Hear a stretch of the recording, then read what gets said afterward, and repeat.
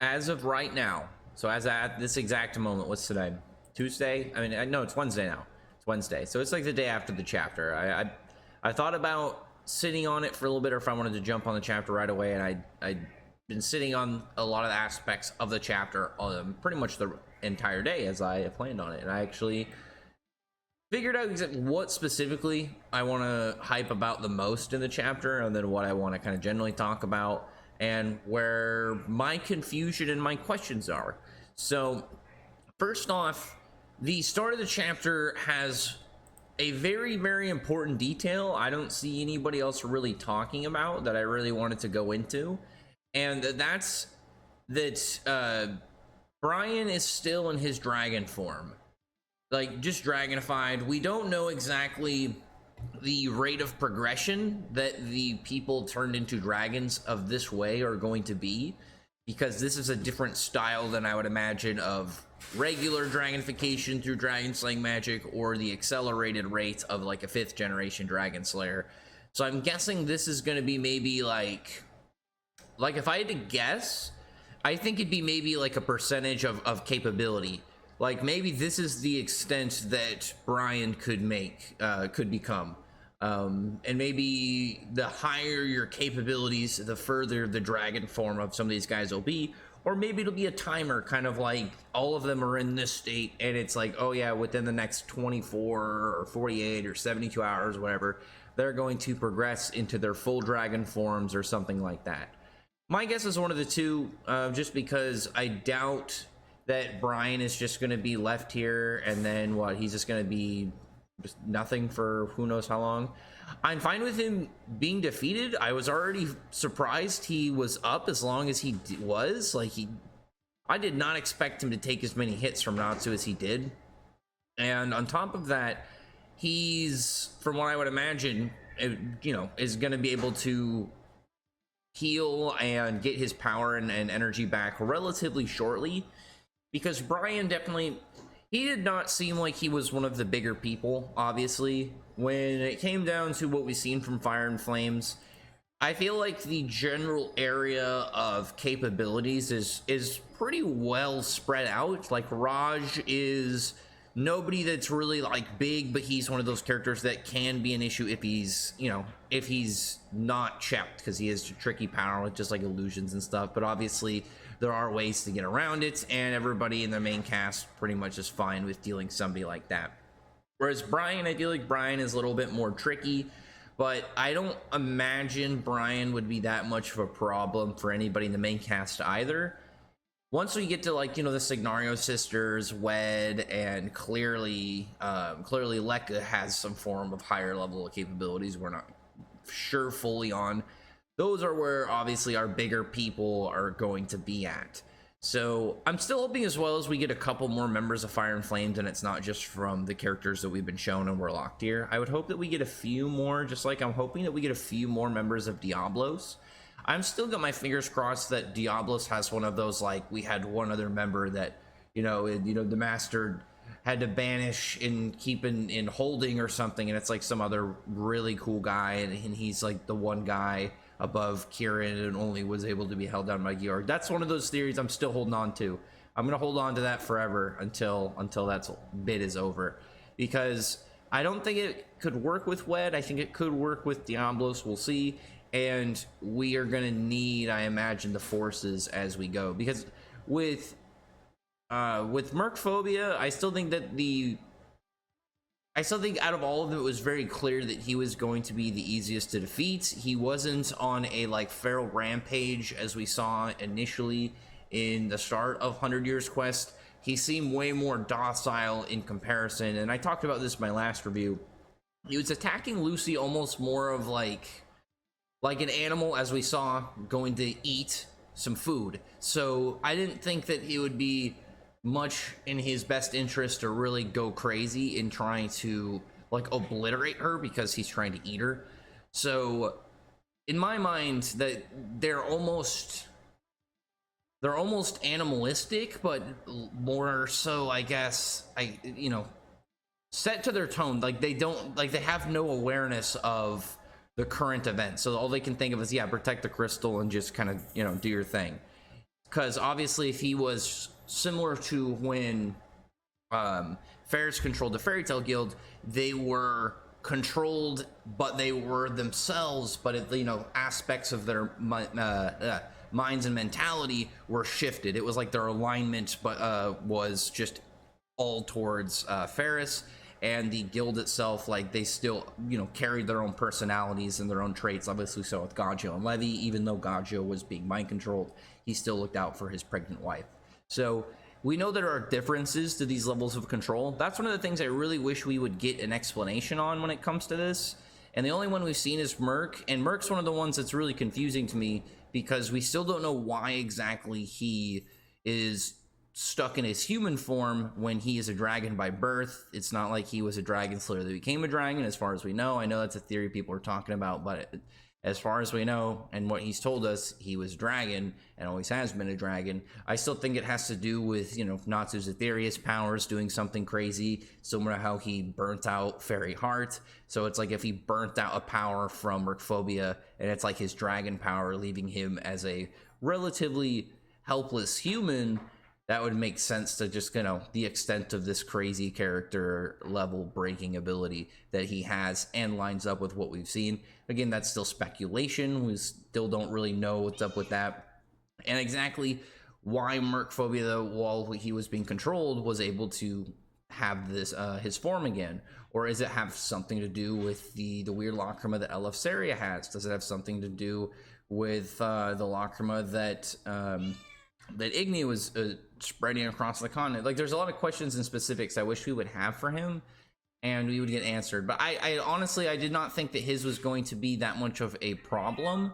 I thought it'd be maybe a little bit more of like kind of chaos, but from what we saw, and like when I mentioned, if it seemed more like he was just going for food, and without the lacrima there that is dragon specific, Lucy wouldn't have been able to even damage Merkphobia. And literally in the next chapter, Merc isn't like, oh yeah, I can barely move, I'm unconscious. He was damaged, but he was relatively fine. So right now I'm still, you know, like I said, wanting a little bit more just information on how the manipulation of the lacrima affects the dragon gods. But Merkphobia just to me seemed like the easiest one, in, as I've mentioned, multiple reasons throughout this video, but also just he would logically be the first one they would get on their side, because I feel like they need to have them on their side. My questions more are going to be with the dragon gods that have died. If the lacrima is destroyed, do they just go back to being dead, or are they alive again? Because in my mind, it makes sense why you'd want to get the dragon gods that are on their side back over, because Alderon and Viernes, even if they don't want to directly help Ignia, you know, unchecked, they're still enemies of Fairy Tale and the human, just, I guess, human faction of in totality, but also they're going to be direct opposition. I'm wondering what the whole plan with that is going to be. Personally, for me, what I would like to happen, I think the lacrimas are going to get destroyed, but it's going to be one of those things where it's like, it's too late. There's already been enough of an effect of what we need. Because my problem more so with the haste of events in Ermina was more of like, I wish that at least some, like, even if it was just Caramel, remained being part dragon. Because, I mean, that's just part of, you know, we're at the start of it. We haven't seen, like, how long X, Y, or Z takes before it's permanent, or, like, what the effects are, and things like that in the lasting run. Because right now we only have the shortest period right now in Ermina. And I want to see what the after effects are. I don't want it to be like, once the lacrima are destroyed, everybody that was turned into a dragon goes back to being human. I don't really like that. I don't want that to happen. I don't mind if it's like, oh yeah, 90% of the people affected are back to human, but 10% of the people are turned into dragons, because that's still a lot of dragons. And especially with the members of Fire and Flames, like, there's a lot of potential within that I feel has a high value of story progression. And Mishima has talked about how, like, we still have, what he said, like 3 or 4 more years, 100 years quest. So, and here's the thing too, that could easily turn into 5-6 years, just based off of like how a lot of mangaka work. depending on if they write to a spot and they're like, by the time they get to that 3 or 4 year mark, and he's like, I really have more stuff I want to say, because he's already done that, what, twice now with 100 Years Quest? I mean, really, if you think about it, Mishima has done this like 5 or 6 times throughout Fairy Tail, because Fairy Tail was initially only supposed to be 10 volumes, and then the popularity went up, and then we had Sirius Island, all those events, we kept going, and then he was like, oh yeah, I'm gonna end it in Alvarez when he was writing Tartaros, and then he got to Alvarez and he's like, I'm actually gonna do this 100 Years Quest thing, and then he set all that up. So there's still a lot that we could get. I know one of the things I've talked about people recently, and especially when it comes to the whole LF Saria suspiciousness, is with that big weird mural and how it looks like a portal or some form of ceiling door. I'm still really wondering if Mishima's ever going to go into the extensive history of the world, because most of what we know is really 400 plus years around then, with relatively every single big character, even like the people in movies like Eclair.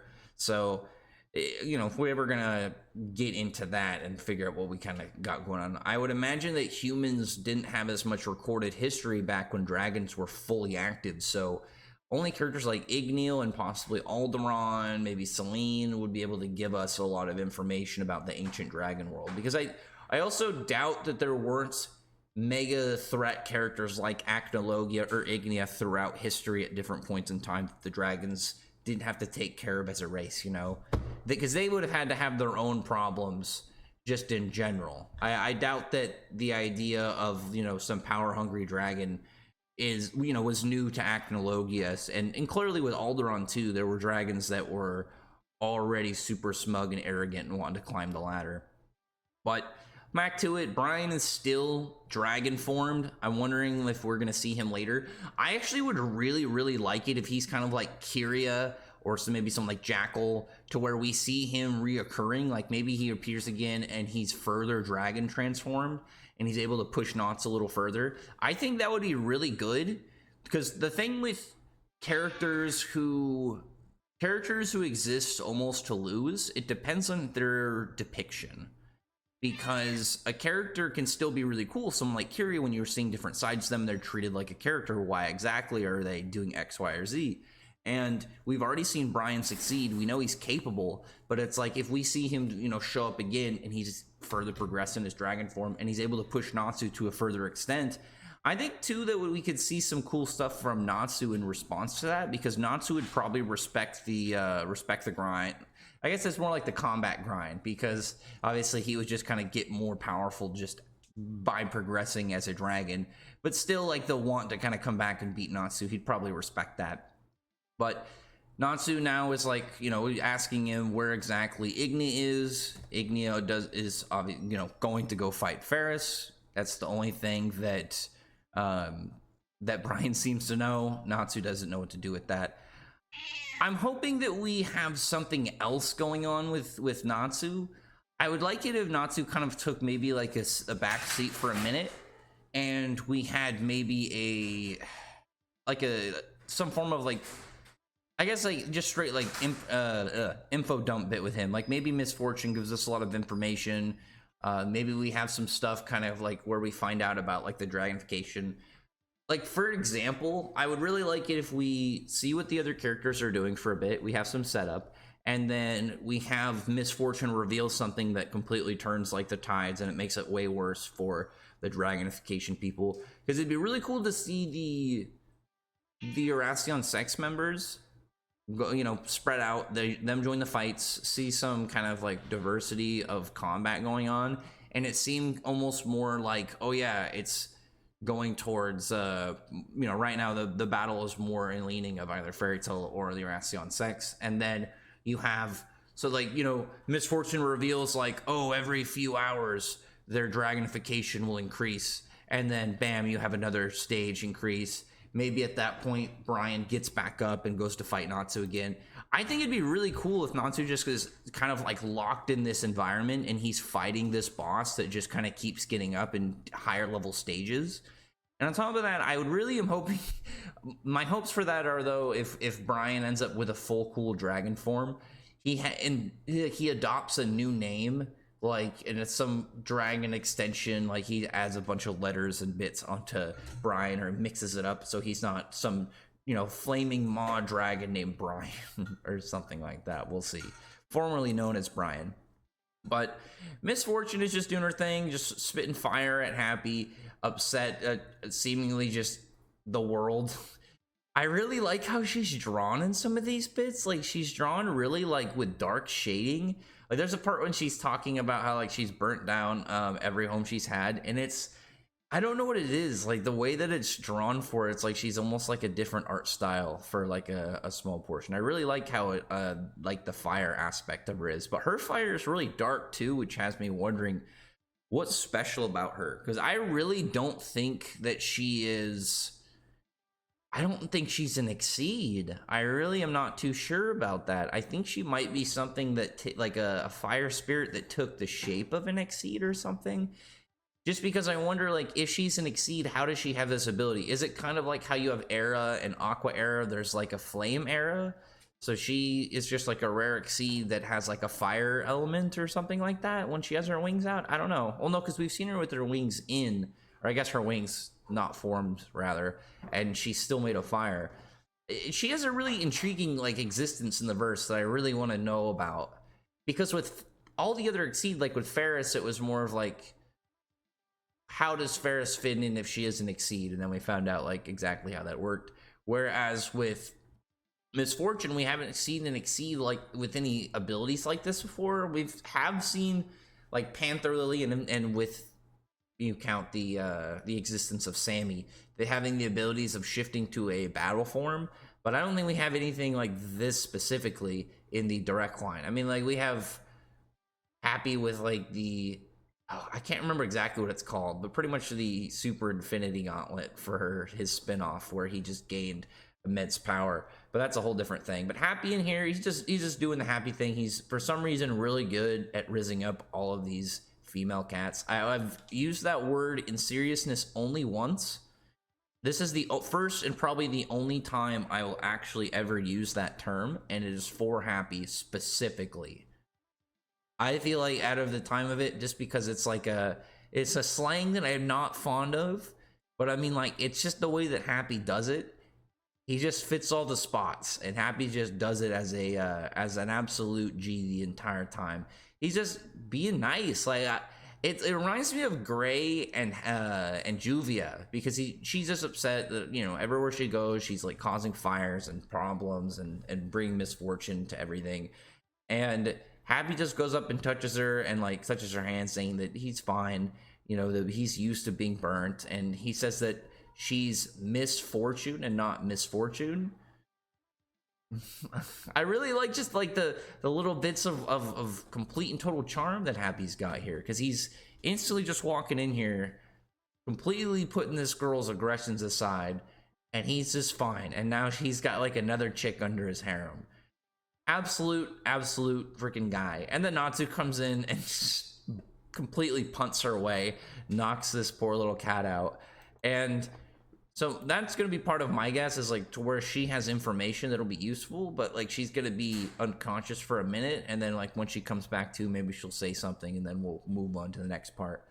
But I mean, I would imagine that's like a really credible thing in terms of like,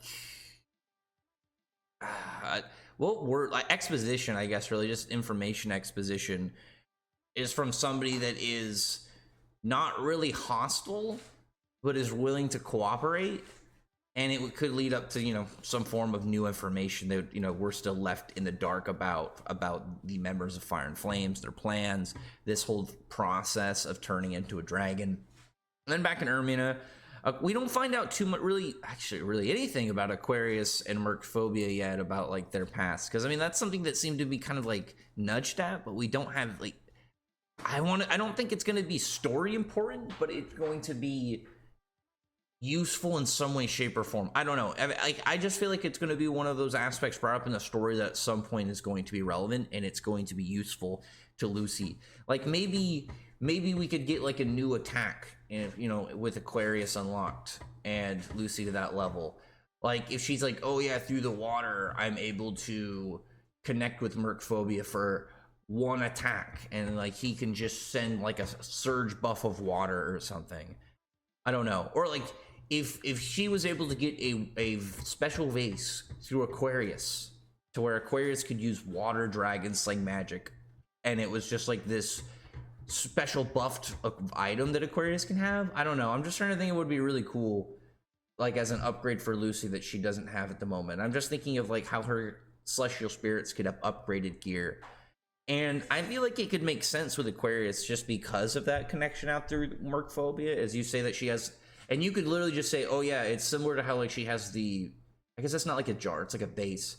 Instead, this one connects to Merkphobia's seas, so she's able to conjure dragon water. I think that would be completely logical through the way that she makes water, because she's not pulling water through the atmosphere or just conjuring water. What we see, and she has a specific tool that just seems to be connected to some point that makes water, or I guess pulls water from some specific location. And I'm glad that we didn't have this part, because she was like saying she was gonna share the key with Brandish and Lucy. I really didn't like that idea. I was on board with Lucy and Aquarius having a skirmish. I'm hoping, or Lucy and Aquarius, Lucy and Brandish having a skirmish fight. Maybe we'll get that later. I really want them to have like some form of friendly fight, but I don't know if that's gonna happen. It could happen, but it's just gonna depend on the circumstances. Because right now we're just at a spot where I don't think, unless Brandish is the initiator, we're not going to have that happen. I'm hoping at some point we have a calm before the storm period, and Lucy and Brandish end up training together, and you have them doing spar fights. I think that would be really cool. Because to me, that's one of like the peak things for Lucy's character, is you have this extremely powerful prodigy really, when you think about like the scope of things and you look at Brandish. Because from what we've seen, and this is one thing I think that is really important when you look at the Spriggan, at some point I need to do a specific Spriggan talk about and kind of like do each of them individually, is unlike any of the other Spriggan, it doesn't seem like Brandish has any special bloodline or anything that she got, you know, connected to her that made her powerful. And it doesn't seem like she trained. Brandish just seems like one of those characters who is just a super mega prodigy of capability out of, you know, whatever, 1 in a million. Kind of like Jalal. And because you look at it just really fast. August, Larcade, Bloodman, Irene, all 4 of those right off the top of my head. Right, yep, see, my dog understands. All 4 of those, yeah, there's special backgrounds. You know, get those 4 out of the way.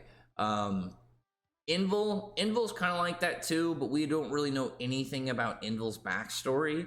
And personally, for me, I think just based off of his closeness to Zareth, he probably, and the way that he conducts himself, my guess is he's from, you know, if I had to headcanon, he's probably from some form of noble family, and probably has more of like a capable bloodline. And we, you know, we've never explored anything about Invil's upbringing or background, but that's just something at least that I would guess from him versus how Brandish is depicted. Wall's a special machine. We don't have to count him. Don't know anything about Nine Hearts upbringing, anything like that. I'm just trying to speed. Agil is from a royal bloodline, so he has some form of special background. Jacob is much older, and he's apparently, like, from what we know, the greatest assassin that they have, so he clearly has a higher end level of time and experience. Brandish, you know, I feel like I'm forgetting someone just off the top of my head. It doesn't matter.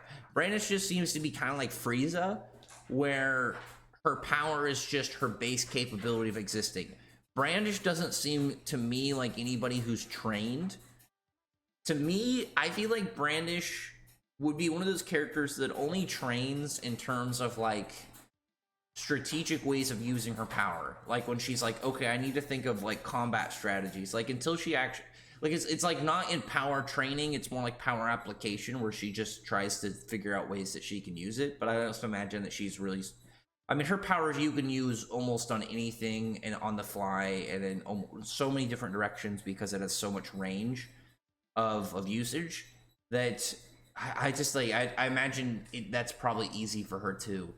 So to me, Brandish just has this crazy level of capability, and Lucy has a lot of untapped potential. And I think that's the difference, is like you have potential, which is like what a character could have, but they have to train and put a lot of work. Whereas talent seems way more natural. I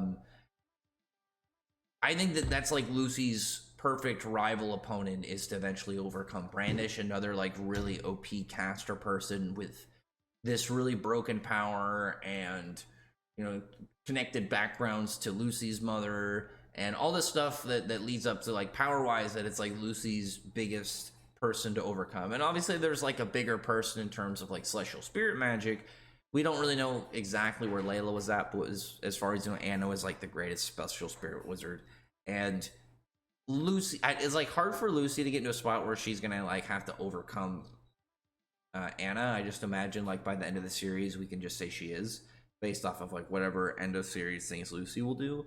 But Brandish is to me like the big person that she needs to overcome.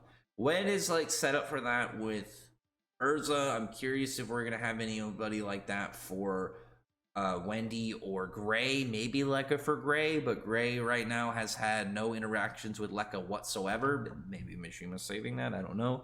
I would like to see some of that. I'd be more hopeful that Mishima does something more with the Arason Six. Like, outside of them, maybe... I'm trying to think of off the top of my head. Because usually it's like we're probably going to have half. Or maybe it's like, was it Gaia? Maybe not half, because was it Blade? You could have maybe like Blade, Gaia, and Bird, and they're not as crazy. Or maybe that Damon girl. Because I'm like, who do I want to keep for sure? Zero, I really want Zero to have like a cool display since he's back. I always really like Zero. And Gate. Gate is the one I feel like would be really cool to be one of those characters you don't realize how... Oh yeah, he ends up having a way bigger role to play. Like he ends up becoming almost like a rival opponent for Gray. That's what I'm hoping that at least one of them is. If not Blade. I doubt it's going to be Bird. I doubt it's going to be Guy or that girl Damon. Damon doesn't seem like she's going to be like a big deal to me. Unless like her Aetherius form is way cooler. She could surprise me, but she just doesn't give off that hype of a presence. Like, because I don't know. I feel like all the super, you know, S-rank girl out of their group is going to be Ferris. So Mishima doesn't want Damon stealing her spotlight. I don't know. Anyway, I don't want to lose track. I was rambling for a minute. But just because like this chapter had more for me to kind of like look at like the plot lines and where they're headed and stuff that's interesting, more so than what happened directly in the chapter. And Brandish just decided she wanted to give, you know, it's very clear she wanted to give Lucy the key. Her goal was just to find it. That's why I'm really hoping that Lucy has more of like a want to spar with her as like appreciation. Like, she sees her as a rival and it's more of just like a friendly recognition, and they just have a bout. And like it'd be really cool to see them fight and like in a moment of respect, and more of like Lucy wanted to prove herself, not even wanted to prove herself, like really just test herself against somebody that she would see as a rival, and Brandish accepting it, and in a position of complete and total, what's the word I want to use? I guess camaraderie, but also in a way that is non-aggressive. Because it's, you know, before when we had Lucy versus Brandish, even though Brandish was holding back, it was during a war. So even though Brandish wasn't trying to kill Lucy, they were still in such a dangerous scenario that, like, you know, tensions were very serious. And it'd be great for them to have a match where it's purely just a match between two rivals, and there's no overhanging crazy danger. You know, maybe it could be like in the long run, like it's like, oh yeah, we have a year for this thing to train, and Lucy and Brandish could fight like that. But I don't want it to be, I'd love for them to be in set up with a fight to where both of them are just trying to beat the other at their very best. And they're not trying to like, I have to do this thing to save X person's life. I have to do this for, you know, the guild. You know, I want it to just be the two of them look at each other and they fully recognize each other as capable wizards, and they just want to beat the other person. I think that will be great. I'm really hoping that happens at some point, because Lucy's the only one out of them that has a character right now that can happen. And I think that would be really big for her character, and to be really big for Brandish's character, because on top of that, like be real, Brandish is one of those characters who's just randomly popular. I say randomly, but like she just is a fun character. She's very likable. She has a much bigger role than you'd expect. Cool powers. Like she has a design that like you look at and you're like, why is she dressed like this? Then you learn that she's just this lazy OP girl that wants to just go on vacation all the time. She's funny. I like Brandish a lot. She has a lot of character to her, and being this cool rival to Lucy, I really am hoping that she has like a good closeout for something like that, because we don't know if Mishima is going to do that sequel series with the next generation, but I would imagine that like somebody like Brandish, she would make an appearance at some point, but her existence would be reduced.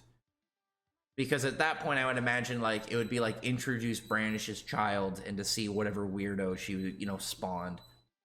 After that point, there's a really cool bit with that too, and this is what I was talking about. How I felt like the stuff with how fluid and like the events to destroy the first Lacrima went off.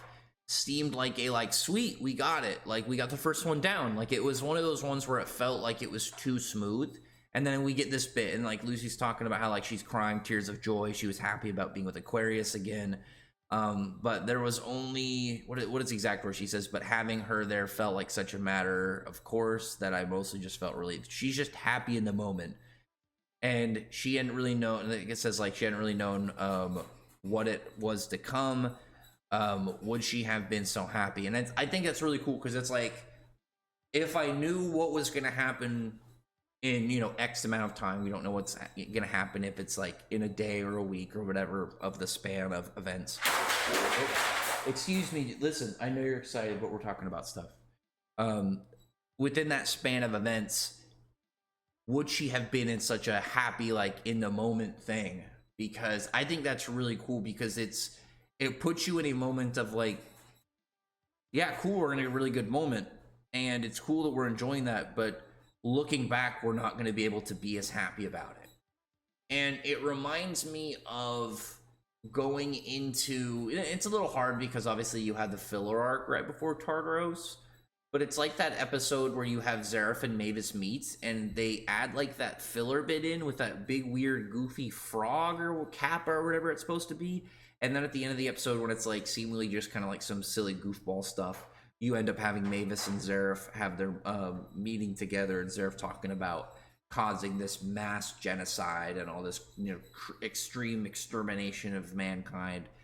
And I really like when Mishima does stuff like this, when he has you go like, yeah, I figured that wasn't the case. Or like the people that like, yeah, it's gonna go so easy for him, we're already one down, and then it's like, yeah, that seemed to be what he was trying to go for, and we're already confirmed. Like, yeah, don't think that this was comfortable for you.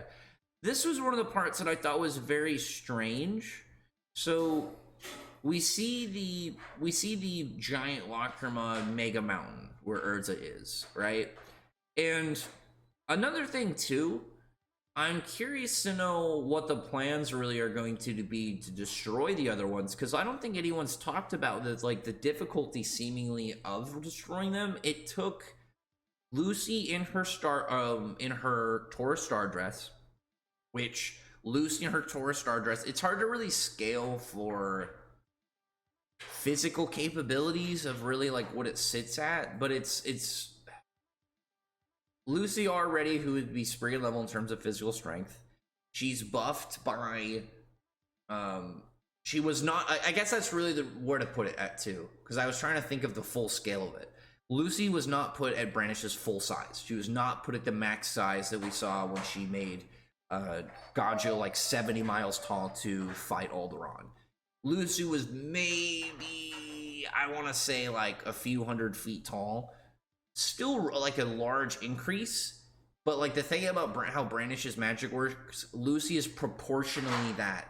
So it's hard to really say where she's at physical strength wise. You'd have to probably like say like how much physical mass she has at that state and then scaled up to that larger scale versus her standard body size. And then, like, I don't want to go too much into like the idea of how powerful like increase that would be, but obviously it is a much more large scale specific power up while using Merkphobia, who is clearly not in the full like kill mode or serious mode, and then using him just to smash into it. I know like Wendy could easily like have like some crazy Dragon Force power moment as we've seen, but I guess Urza does have her Belsarian sword, but like I just feel like for some of these guys, destroying this is going to be a problem because it seems like destroying it requires a lot, and it's not like you see it's like clearly bigger than mountains by like a large scale, but it's not like, oh yeah, we have to destroy this, you know, thing 10 times the size of a mountain. It's clearly the dragon lacrima aspect into it makes it crazy more durable, and I'm curious to know what the ways are going to even be to destroy these other ones, because with Merc I felt like that would be the easiest one, but with Alderon, what is Urza going to be doing? Because I figured it'd be great that would be going up against Alderon in the Alderon area. I'm just referring to him right now as like Dragon God area. We had the Merkphobia area with Ermina, but like just it's in that zone we're in because it's Ruins of Dramil and Yggdrasil, so there's neither of, and there's just this giant lacrima, and there's like really hazy. I'm guessing the haze, like this mist, is made by the Arason Six members, and I'm wondering what Alderon's case is going to be, because I doubt that they went and defeated Alderon, because I'm trying to think of like the optics of that. They potentially could, in terms of how Alderon is defeated. Maybe that would be so strange to do, is just completely neg Alderon right at the start. It would make these guys look really good, because like Alderon is the only one you realistically could do something about, because he's dramatically weakened once you destroy the other pieces, like each of the god seeds. But you would need Dragon Slayer magic to fight the main body, and that's the problem. So I doubt they did anything to Alderon, because I'm thinking about it's like, I think that they could beat the god seeds, but I don't think they could beat the main Alderon body. I think that's the problem. I'm impressed that Urza is intimidated by them, and it's not just like, what is this power I sense? Like, she actually has this very, like, getting the chills moments, and, you know, she's sweating, and there's, like, a pressure moment. Listen, Urza will be fine. It's just going to be dangerous for her. Like, her sweat is, like, going upwards, which is one of the reasons I think one of these guys is affecting the area. And then I'm wondering what the deal with this is. Excuse me. No, listen. Zero's fine. I'm talking about it right now. Zero is for some reason not like, he lost his dark skin, because the weird thing was Brian. I almost said Brian. See, that was funny because Brain initially in the fan translations way back was named Brian for like a short period of time, but Brain was a dark skinned. Zero was light skinned.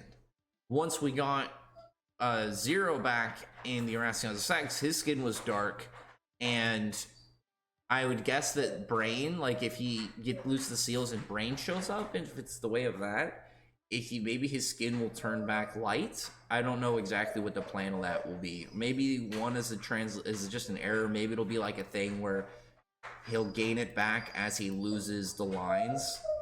Listen, he'll be fine. Zero is clearly the strongest out of the six. He'll be okay. And he's like walking up there, like completely just straight thug style, like he's just smiling, walking right up to him, no problem. Hold on, let me talk to my dog. I would like to see from here, because this is going to be something important. I really don't think that Urza can beat all these guys, and I really don't think that there's a way for them to have beaten Alderon in full unless one of them is now a Dragon Slayer all of a sudden, which would make sense to me personally if one of them became a Dragon Slayer of some kind, like Fair's plan for that, just because I feel like she needs to plan for humans and dragons, and it would be cool if somehow out of all of them it'd be Zero. Zero and Gate would be really cool to see in that state, but at the moment we don't really know. So I'm hoping that we see them split up in the next chapter, and we see like maybe just Urza and Blade have like a clash. Maybe it's Urza and Daemon. I'm really hoping that Gate is going to be the one to fight Gray, because if Zero doesn't have a rematch with Natsu, I feel like his logical opponent would be Gray, because these guys are all demons and Gray as the Devil Slayer. It just makes sense that he's going to have some form of powerful opponent in here. And I really like Zero. Zero is clearly the one that I have the most hype for, but Gate is the one I feel like is the one to keep stock on. Gate and Blade. Gaia, I think it's going to be one of those guys that surprises you and ends up doing really well for somebody who seems the least cool. I don't really have too much hype on Daemon. Maybe she'll surprise me. And Bird, I 100% think that Bird is going to be one of those characters who tries to think that he's, he tries to fight Wendy, and Wendy just hard counters the shit out of him and clobbers him. He, to me, seems like the guy who's going to take the most painful L out of all of them. And maybe they'll do something after that, but I don't know. I'm curious to know what's going to happen with Dramil, and because I just don't see like there being any problem for Alderon for these guys at the moment. Because with, like I said, with the God Seeds, I think that they could defeat the God Seeds, but I don't think they could defeat the main God Seed. And like Alderon as his main body is pretty much undamageable by any of these guys, because they have no way of really dealing with a lot of his attacks. So we'll see. I was just thinking about it because it's like they have the ways to defeat members of them, but I don't think they have ways of doing the follow through. And the problem with Alderon is if you don't defeat the main body in time, all of the other gods, or the brain God Seed in time, all of the other God Seeds will respawn, and Alderon will go back up to his full power. So there's a really big problem of fighting Alderon if you don't have a way to put down the brain. Because like you can if you're powerful enough to somehow fight all of them at once, it's different. But it's like if you are trying to even fight him systematically, like the general mechanic way of defeating each of the God Seeds, you can't do anything if you don't have a way to finish him. And the brain version, as far as we know, is, he even talked about it, it's the same as the main body, so you need dragon slaying magic. You need to be able to even damage him past that point. And if you don't have Alderon pulled out, I wonder if he would be able just to retreat his brain into his body and then just focus on from his full side.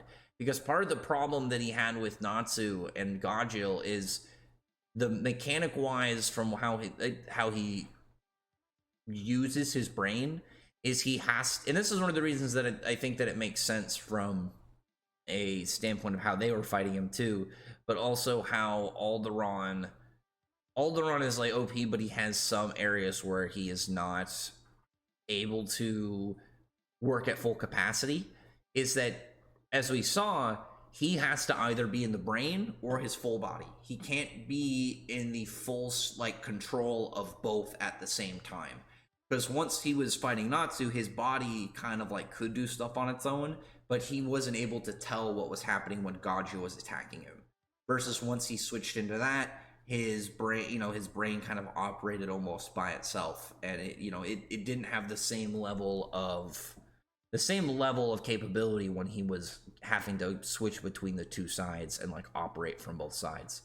So I just don't really see like what these guys can do in that span, unless Zero is like a Dragon Slayer with crazy modified abilities that let him be able to beat a weakened Alderon, but I still doubt it.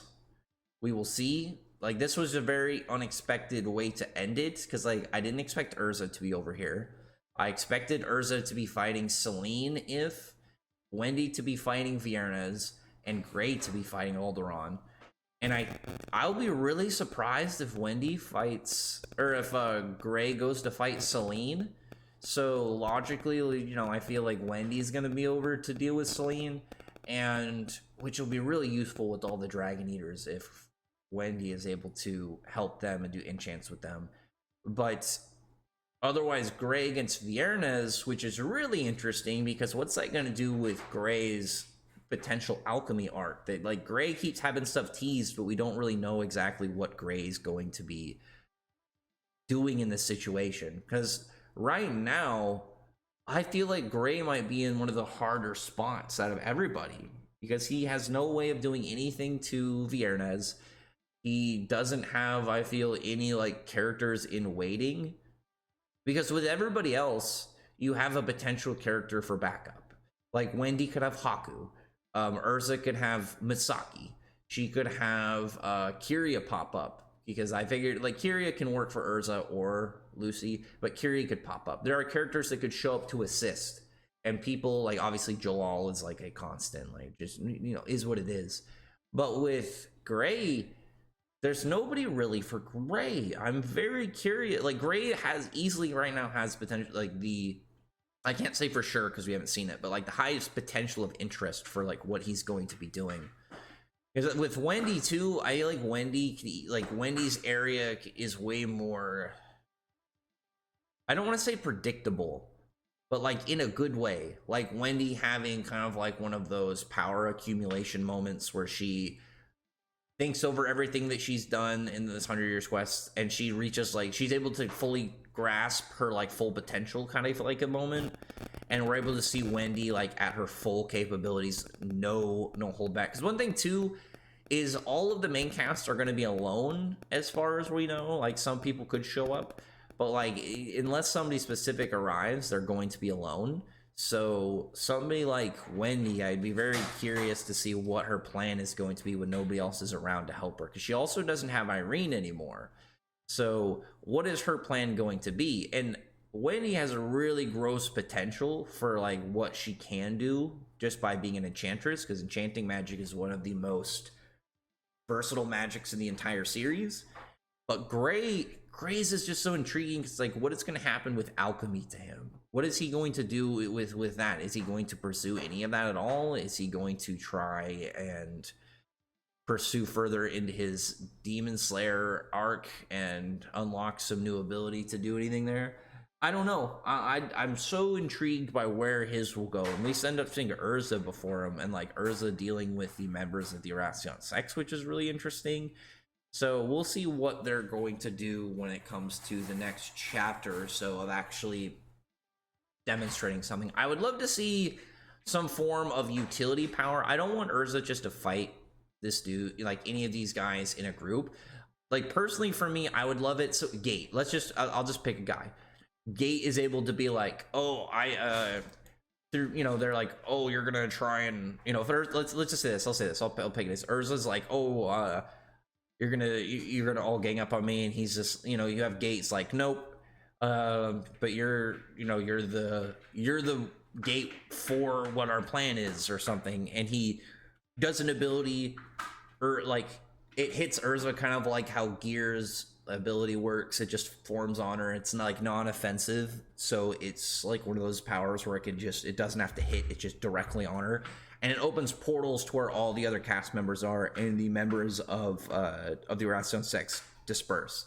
I think that would actually be really cool if you had a power like that, where he could just, I can open up specific locations to people that are connected to you, kind of like Magulti Sense, but in a Traverse way. I think it'd be really sick, and it would go with his name. Because obviously Urza can't 1v6 these guys. I don't think that at all. Like if you had Urza against like 2, maybe 3 of them, and like the thing is with Zero, I feel like Zero clearly is somebody that they're gonna have fun with. I just don't see Zero coming back just to get defeated. Because before it was Brain, and we know it was an illusion. This is clearly not an illusion. This is straight Zero. And yeah, like I just don't see it with some of these other guys. And like Gate just looks really cool in this chapter, I won't lie. I don't really have for sure stocks in the other 4. I think Blade is really cool, but I don't want to say for sure any of them other than 2 that I'm going to keep an eye on. Like they could all surprise me. They could all surprise me and all do really well, but I feel like for sure one of them is going to end up getting clobbered, and my guess on that is Bird. I can't, you know what? I say like out of the 3, like out of the 6 of them, 2 of them I feel like have a strong presence. Obviously one is Zero and the other's Gate. Blade, just in that bit when Urza like senses them, and everybody has more of like a direct almost viewpoint like of a panel. Like Zero's is like directly in front of him. Birds is like a little bit in front of him, but like angled but close to his face. Gates on the side. Gaia's is like part of his head. Damon is like just like right in front of Ricky, a little bit of that cleavage. But with Blade, is you're seeing it from like underneath him, like he's looking down at you almost, but like not even acknowledging you. I think that's just a really cool one. So that panel might just give him some hype. I really hope he is, because he just looks cool. He's like this weird Dracula Quincy swordsman. I'm really a fan of that. Gate looks really cool. He has this very untapped malevolence kind of vibe to him. And then Zero, I just hypes for. So we'll see where the next chapter goes. Obviously, I've been talking a lot in this review, because this one, again, it's one of those chapters where I really liked of what it opened up for different areas. Like, are we going to get information from Misfortune? But Misfortune is hurt right now, so because of Natsu, we're going to have to wait a bit and we'll find something out. What's up with going to happen with Lucy and the Aquarius key? We have the whole bit about how, like, Lucy, even in a time of being happy, she is going to... there's stuff clearly going on with the giant Lacrima mountain peak. Also, too, with Lucy, this is one of the last things I want to talk about. With getting her key back, this should be Lucy with her Aquarius key, like Stardress, should be her most powerful. Because this is the one that she now has the most connection with, reunited, so it should be even stronger of a bond. And Lucy, anytime that she's used her Aquarius Stardress throughout the series, it's with a broken key. So I would imagine Lucy with her Stardress Aquarius is going to be way more powerful once we see her with it again. I really want to see what exactly that's going to be like, and that's one of the things I wanted to end it on. So really intriguing way that this chapter was just kind of structured, because it gave you different like emotions to set on, but it opened up, like I said, different little avenues for ways that we could move the story.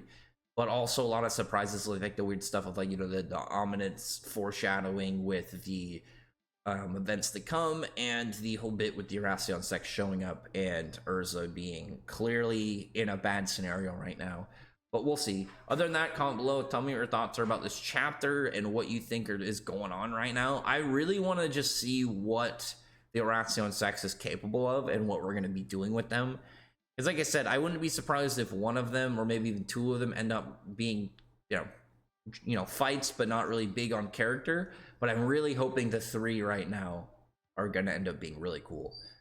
Because two of them right now definitely have my attention, and then Blade is like runner-up in attention. I really hope he ends up being more hype. But other than that, talk to you guys later. Bye.